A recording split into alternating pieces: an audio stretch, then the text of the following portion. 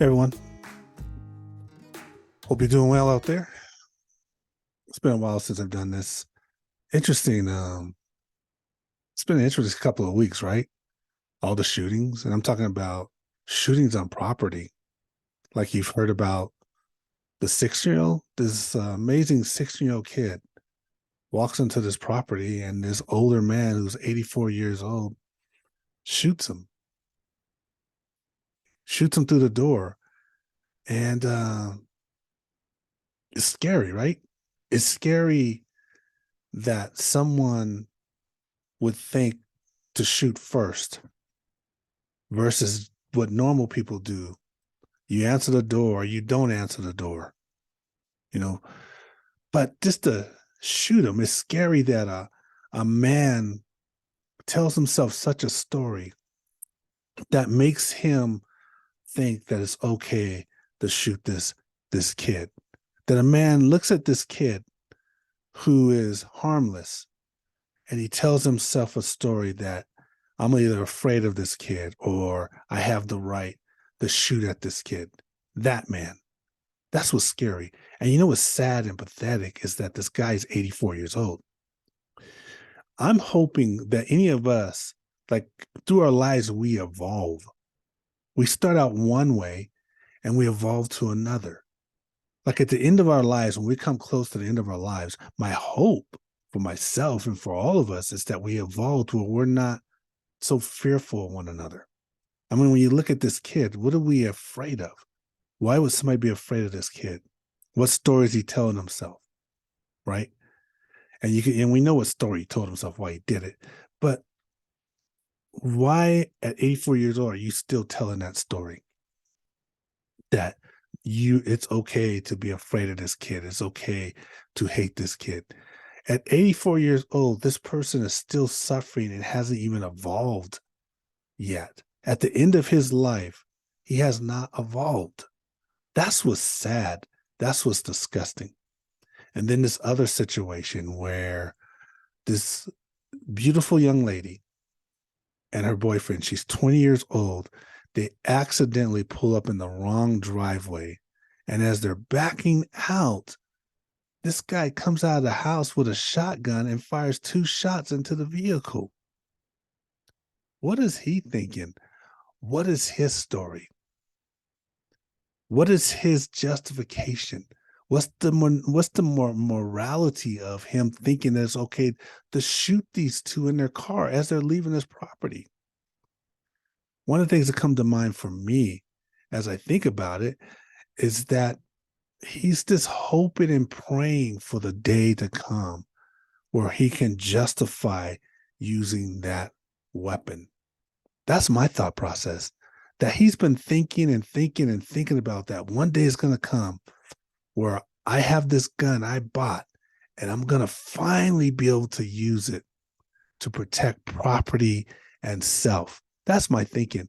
My thinking is that when he saw them pull up with their lights and they pull into his driveway, he was probably hoping that they would come to his door.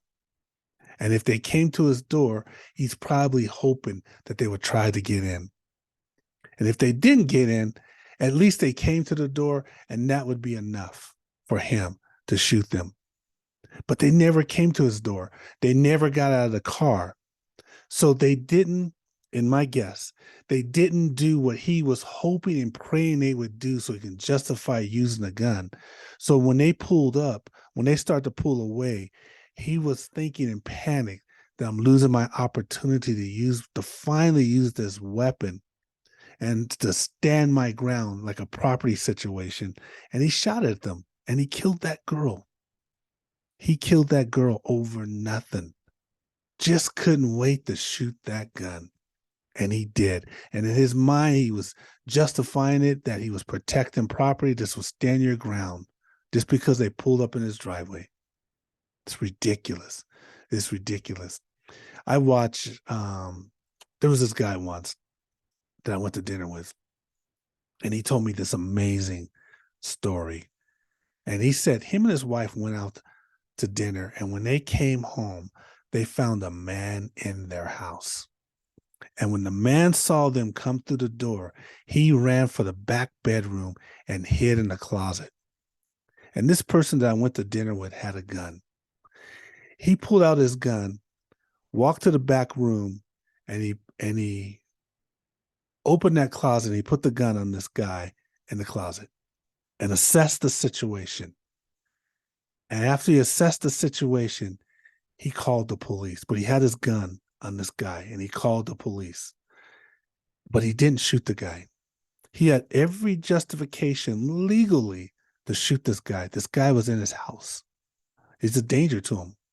But morally, he knew he wasn't and his wife wasn't in real danger because this guy is hiding and trembling in the closet and he's refusing to move because the guy has his gun on him. And the police come. Morally. And he told me that story. And I had a lot of respect for him. He refused to take a life because he didn't have to take a life. But these other two that I'm telling you about, they took a life. They wanted to take a life, at least one of them. He wanted to shoot. Both of them wanted to shoot. They wanted to justify. No morals, no values. They just wanted to do it. And we see it all the time. I wonder, most people I know that have guns are really responsible. They take safety classes. They practice on the range. You never see their guns. I mean, they're just safe. The only reason I know they have guns because they told me that they carry guns for safety. Most people buy the guns for safety. But some people buy the guns for other reasons. They want to pretend like it's for safety, but it's not. They just want to hurt somebody. They want a justification for hurting somebody. You know, the truth of the matter is, I haven't looked at these statistics in a long time, but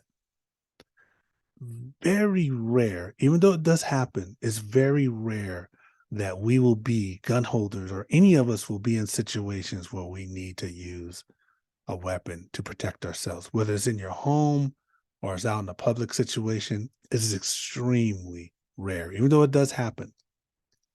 But you know it's not rare with people with gun situations is that suicide.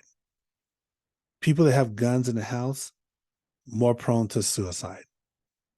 Or kids getting that gun, young kids getting that gun and shooting their siblings or shooting their parents or vice versa. I once saw this video, it was a weird video. And this toddler, it was at either a hotel or an apartment building. And this toddler is probably 4 years old, maybe 5 years old, was walking around. Somebody was filming this toddler walking around with his father's gun. Nobody was watching this kid. He was just walking around. And finally, the father came out looking for his kid and took the gun away from the kid and went inside. But it's like, how did a toddler or a young kid get this gun? I mean, where's this gun at? Police came, they took care of it. The guy was arrested, that kind of thing. But those are the things that happen. Or you get upset with domestic disputes. A lot of domestic disputes with these guns where people are shooting and killing each other. Or you get upset with a neighbor. Then there's that situation, or a road rage. So statistically, there are much, much more situations in violence that have nothing to do with actually defending yourself. And then these two situations I just mentioned to you, these aren't self-defense. These are just people at the wrong place at the wrong time, accidental stuff. And they're getting shot out. These owners with the guns, these owners, not owners in general, I'm not generalizing. These owners with the gun just chose to shoot them and just chose to shoot them in this way. You know, we all have a right to bear arms, and it'll always be that way, but there's this responsibility that comes with bearing arms. And truthfully, you know what? Some people just don't need to have a gun. That's all I got to say on it.